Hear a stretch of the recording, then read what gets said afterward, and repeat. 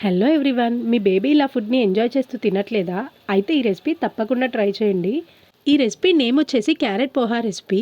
ఇది చాలా simple and healthy మన బేబీస్కి. దీనికి పెద్దగా ఇంగ్రీడియంట్స్ ఏం అవసరం లేదు. క్యారెట్, గ్రీన్ చిల్లీ, పోహా అంతే.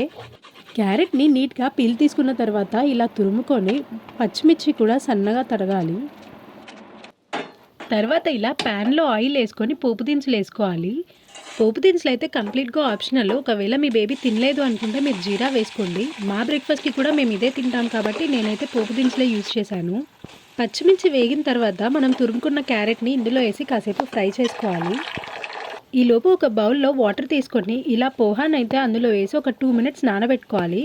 మరీ ఎక్కువసేపు నానితే బాగా మెత్తగా అయిపోతాయి.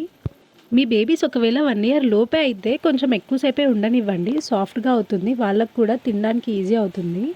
తర్వాత అటుకుల్లో ఉన్న వాటర్ అంతా డ్రైన్ చేసి ఇలా పోపులో అయితే వేసుకొని మొత్తం మిక్స్ చేసుకోవాలి. ఈ రెసిపీ వల్ల మంచి హెల్త్ బెనిఫిట్సే ఉన్నాయి మన బేబీస్కి. పోహాలో ఐరన్ ఉంటుంది, అది బేబీ బ్రెయిన్ గ్రోత్కి హెల్ప్ చేస్తుంది. అండ్ క్యారెట్ వల్ల అయితే చాలానే యూజెస్ ఉన్నాయి, like skin, ice, constipation etcetera. ఇలా అన్ని రకాలుగా యూజ్ అవుతుంది. కొద్దిగా పసుపు, తగినంత సాల్ట్ వేసుకొని మిక్స్ చేసుకుంటే క్యారెట్ పోహా రెసిపీ రెడీ. చాలా సింపుల్ రెసిపీ కదా, మీరు కూడా మీ కిడ్స్కి తప్పకుండా ట్రై చేయండి.